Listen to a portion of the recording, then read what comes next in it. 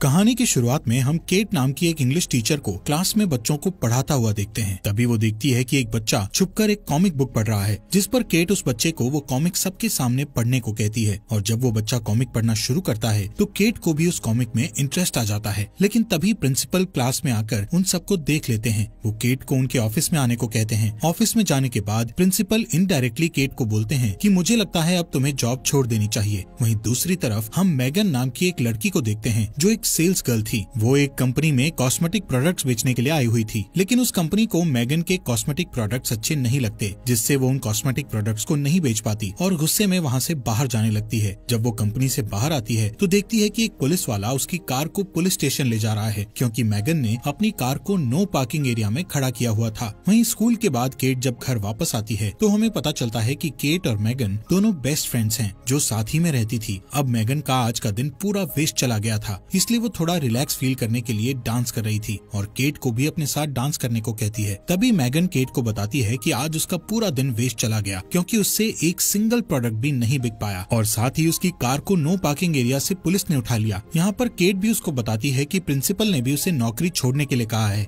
Next day मैगन cat को सुबह 4 बजे ही जगा देती है और उसको कहती है कि उन्हें कहीं जाना है, लेकिन केट मैगन से कहती है कि इस बारे में हम सुबह बात करेंगे। लेकिन मैगन उससे कहती है कि उनकी फ्लाइट को सिर्फ 3 घंटे रह गए हैं। यहाँ केट मैगन के साथ जाना तो नहीं चाहती थी, लेकिन मैगन ने पहले से ही उसकी टिकट्स बुक करा रखी थी, तो केट को मैगन के साथ मजबूरी में जाना ही पड़ता है। एयरपोर्ट पर पहुंचने के बाद मैगन एयरपोर्ट पर लंबी लाइन देखकर समझ जाती है कि अगर वो इस लाइन में लगे रहे तो उनकी फ्लाइट मिस हो जाएगी। तभी मैगन एयरपोर्ट पर काम कर रहे एक लड़के के पास जाकर उसके साथ फ्लर्ट करने लगती है, जिससे वो लड़का उन्हें बिना लाइन में इंतजार करे आगे भेज देता है। इसके बाद केट और मैगन दोनों प्लेन पर चढ़कर अपनी अपनी बुक की हुई सीट पर बैठ जाती हैं। केट को ऊंचाई से बहुत डर लगता था, इसलिए वो एंग्जाइटी पिल्स खा लेती है। थोड़ी टाइम बाद रायन नाम का एक लड़का वहाँ आकर उन दोनों के बीच वाली सीट पर बैठ जाता है। रायन एक फायर फाइटर था, इसलिए उन दोनों को ही रायन बहुत ज्यादा पसंद आता है, जिससे मैगन और केट दोनों ही रायन के साथ फ्लर्ट करना शुरू कर देती हैं। लेकिन ज्यादा एंग्जाइटी पिल्स लेने की वजह से केट थोड़ी देर बाद बेहोश हो जाती है। तभी प्लेन का कैप्टन एक अनाउंसमेंट करता है कि फ्लोरिडा में भारी तूफान आने की वजह से वो प्लेन को सेंट लुई में लैंड करा रहे हैं। अब यहाँ पर अगली फ्लाइट के शेड्यूल होने तक मैगन और केट सेंट लुई के एक शेरेटन नाम के होटल में रुक जाते हैं। होटल के रिसेप्शन पर पहुंचकर मैगन को पता चलता है कि उसका बैग एयरपोर्ट पर ही कहीं खो गया है। इस बात से वो अपसेट हो जाती है। फिर भी वो दोनों अपने रूम में जाने के लिए लिफ्ट में चढ़ने लगती हैं कि तभी वहाँ उन्हें रायन मिलता है। रायन के पूछने पर मैगन उसे बताती है कि हम यहाँ पर अपनी फ्रेंड की शादी के लिए आई हैं। साथ ही वो रायन से भी पूछती हैं कि तुम यहाँ पर क्यों आए हो, जिस पर रायन उन्हें बताता है कि वो भी शादी में कुछ दिन बाकी होने की वजह से वहाँ पर रुका हुआ है। यहाँ पर रायन उन दोनों से शाम को उसके साथ ड्रिंक पर चलने के लिए पूछता है, जिसके लिए वो दोनों हाँ कर देती हैं। अपने रूम में पहुँचने पर मैगन केट से कहती है कि मेरा बैग एयरपोर्ट पर रह गया है, इसलिए मेरे पास अब शाम को पहनने के लिए कुछ भी नहीं है, तो क्या तुम अपनी ड्रेस मुझे दे सकती हो। केट उसे ये कहते हुए मना कर देती है कि मेरे पास भी सिर्फ एक ही ड्रेस है। शाम को केट मैगन को बिना बताए रायन से मिलने अकेले ही चली जाती है। रायन केट से मैगन के बारे में पूछता है। केट उसे कहती है कि मुझे नहीं पता मैगन क्यों नहीं आई। यहाँ पर वो दोनों बात कर ही रहे थे कि तभी रायन मैगन को आते हुए देखता है। मैगन एक ट्रेडिशनल ड्रेस पहनकर आ रही थी। रायन मैगन को इंडियन ड्रेस में देखकर सरप्राइज्ड हो जाता है, क्योंकि इंडियन ड्रेस में वो बहुत ही ज्यादा खूबसूरत लग रही थी। तभी वो न्यूज में देखते हैं कि फ्लोरिडा में तूफान और भी ज्यादा भयानक हो गया है, जिससे उनकी फ्लाइट और भी ज्यादा लेट कर दी गई है। इस न्यूज को सुनकर रायन बहुत परेशान हो जाता है। अब रायन को थोड़ा रिलैक्स फील कराने के लिए केट और मैगन उसके सामने डांस करती हैं, लेकिन डांस करते वक्त मैगन बहुत एक्साइटेड हो चुकी थी, जिससे उसकी ड्रेस नीचे गिर जाती है। इसके बाद वो तीनों वहाँ से होटल वापस जाते हैं। अपने रूम में जाते वक्त मैगन केट से लड़ने लग जाती है कि तुम रायन से मिलने अकेले क्यों चली गई थी, क्योंकि वो दोनों ही रायन को पसंद करती थी। अगले दिन मैगन रायन से कहती है कि हम तीनों को हॉट एयर बलून की राइड लेनी चाहिए। अब क्योंकि केट को ऊंचाई से डर लगता था, इसलिए वो उनके साथ जाने से मना कर देती है। इसी बात का फायदा उठाकर मैगन रायन से कहती है कि फिर हम दोनों को ही हॉट एयर बलून के लिए जाना चाहिए। लेकिन केट मैगन को अकेले रायन के साथ हॉट एयर बलून पर नहीं जाने देना चाहती थी, इसलिए ऊंचाई से डर लगने के बावजूद भी वो हॉट एयर बलून पर जाने को तैयार हो जाती है। बलून का कैप्टन थोड़ा ऊंचाई पर पहुंचते ही उनको बताता है कि वो 500 फीट की ऊंचाई पर पहुंच गए हैं। ये सुनकर केट और भी ज्यादा डर जाती है। केट को डरता देखकर रायन उसको शांत करने की कोशिश करने लगता है, लेकिन इसी बीच मैगन शैंपेन की बोतल को खोल देती है, जिससे उस बोतल का ढक्कन सीधा जमीन पर जाकर बलून उड़ा रहे कैप्टन की आंख पर जोर से लगता है और उसे कुछ भी दिखाई नहीं दे रहा था। अब क्योंकि कैप्टन की एक आंख पहले से ही नहीं थी, इसलिए वो बिना देखे ही अपना हॉट एयर बलून एक बच्चों की चल रही पार्टी में लैंड कर देता है। इसके बाद वो तीनों दोबारा होटल में चले जाते हैं। होटल में पहुंचकर रायन उनको कहता है कि पूल में स्विमिंग करने जा रहा हूँ। अब क्योंकि रायन उन दोनों से बलून राइड खराब करने के लिए नाराज था, इसलिए केट और मैगन पूल में रायन को इम्प्रेस करने के लिए बहुत छोटी ड्रेस पहनकर आ जाती हैं। वो दोनों रायन के सामने एक साथ पूल में डाइव लगा देती हैं, लेकिन पूल में कूदने की वजह से मैगन की आंख पर चोट लग गई थी। नेक्स्ट डे वो दोनों उस होटल के कैफे में बैठी हुई थी, जहाँ पर केट जूस पीते वक्त रायन को एक बैग के साथ कहीं पर जाते हुए देखती है। वो दोनों जल्दी से उसके पास जाकर उससे पूछती हैं कि आखिर तुम कहाँ जा रहे हो। रायन उनको बताता है कि वो एक वेडिंग में जा रहा है, जिस पर मैगन और केट रायन से कहती है कि क्या हम भी तुम्हारे साथ चल सकते हैं। रायन उनको अपने साथ जाने के लिए हाँ कह देता है। अब वेडिंग में जाने के लिए वो एक कार में बैठते हैं, जिसके ड्राइवर का नाम क्रैग था। क्रैग को मैगन बहुत पसंद आती है। रास्ते में मैगन रायन के हाथ पर लोशन लगाने लगती है, क्योंकि उसके हाथ पर मामूली सी चोट लग गई थी। लेकिन ये देखकर केट मैगन से जेलस फील करती है, इसलिए वो क्रैग और रायन को अपने फोन में मैगन की एक बचपन की फोटो दिखाते हुए उसका मजाक उड़ाने लगती है। कुछ टाइम बाद क्रैग गाड़ी में पेट्रोल भरवाने के लिए एक फ्यूल पंप पर कार रोकता है। उस फ्यूल पंप पर केट वॉशरूम के लिए चली जाती है, लेकिन तभी बाहर से मैगन वॉशरूम का डोर बंद कर देती है, क्योंकि वो केट से अपनी इंसल्ट का बदला लेना चाहती थी। अब केट बाथरूम में फंस गई थी। बाहर मैगन रायन के साथ फ्लर्ट कर रही थी, लेकिन किसी तरह केट बाथरूम की विंडो से बाहर निकल आती है, लेकिन उसके सारे कपड़े गंदे हो चुके थे। केट की ऐसी हालत देखकर रायन केट से पूछता है कि तुम्हारे कपड़े गंदे कैसे हो गए, जिस पर केट गुस्से से उनको बताती है कि कोई सिरफिरा बाथरूम को बाहर से लॉक कर गया था। यहाँ पर केट जल्दी से एक वाटर पाइप से खुद को साफ करती है और इसके बाद वो चारों वेडिंग के लिए निकल पड़ते हैं। रास्ते में केट रायन को अपनी तरफ लाने के लिए उसे कहती है कि मेरे कंधे पर चोट लग गई है, जिससे रायन केट के कंधे की मसाज करने लग जाता है। अब यहाँ पर ये देखकर मैगन गुस्से से भर जाती है, इसलिए वो एक वाइन बोतल में नींद की गोलियां मिलाकर केट को पीने के लिए देती है, लेकिन केट वो वाइन पीने से मना कर देती है, क्योंकि अब वो जान चुकी थी कि ये बस मैगन की एक चाल है। यहाँ पर क्रैग मैगन के हाथों से बोतल लेकर पूरी पी जाता है। कुछ वक्त बाद मैगन, केट और रायन सो जाते हैं, लेकिन इसी बीच नींद की गोलियों की वजह से क्रैग को भी ड्राइव करते समय नींद आ जाती है, जिसकी वजह से थोड़ी दूर जाकर उनकी कार का एक्सीडेंट हो जाता है। एक्सीडेंट की वजह से उन चारों को रात एक होटल में बितानी पड़ती है। जब केट कार से नीचे उतरने लगती है तो उसे कार में पड़ी उस खाली वाइन बोतल में नींद की गोलियां दिखाई देती हैं, जिस वजह से केट होटल में मैगन से अलग अपने लिए एक रूम बुक करती है। होटल में देर रात को जब केट एक वेंडिंग मशीन में अपने लिए कोल्ड ड्रिंक लेने आई हुई थी, तभी उसे वहाँ रायन मिल जाता है। रायन केट से कहता है कि मैं हर समय मैगन के साथ होने की वजह से तुमसे प्राइवेट में बात नहीं कर पा रहा था। इतना कहते ही रायन केट को किस कर लेता है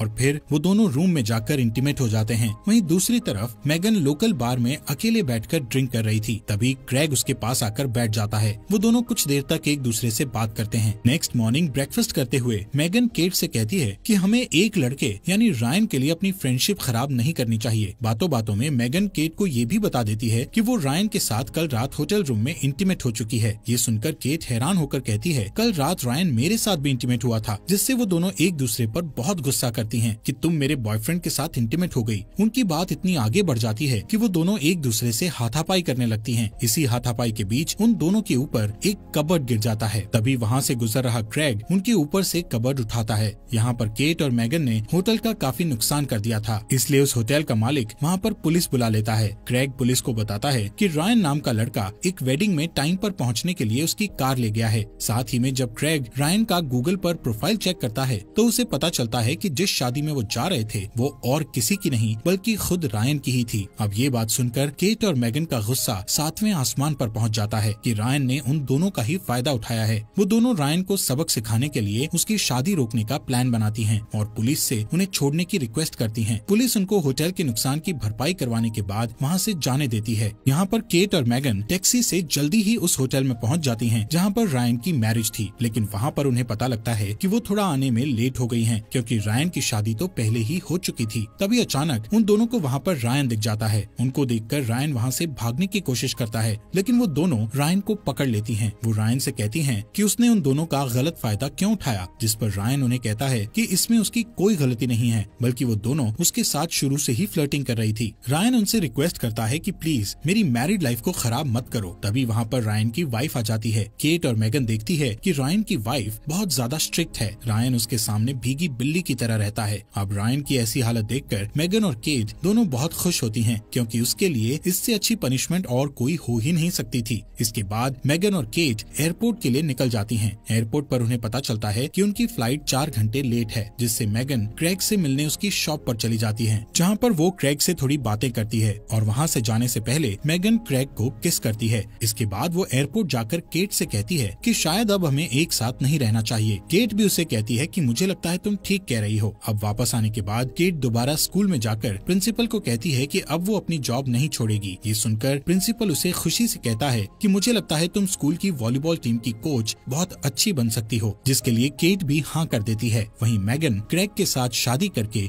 रिलेशनशिप में आ गई थी। दोस्तों, हमारे फॉक्स एक्सप्लेनर हिंदी चैनल को सब्सक्राइब करना मत भूलना।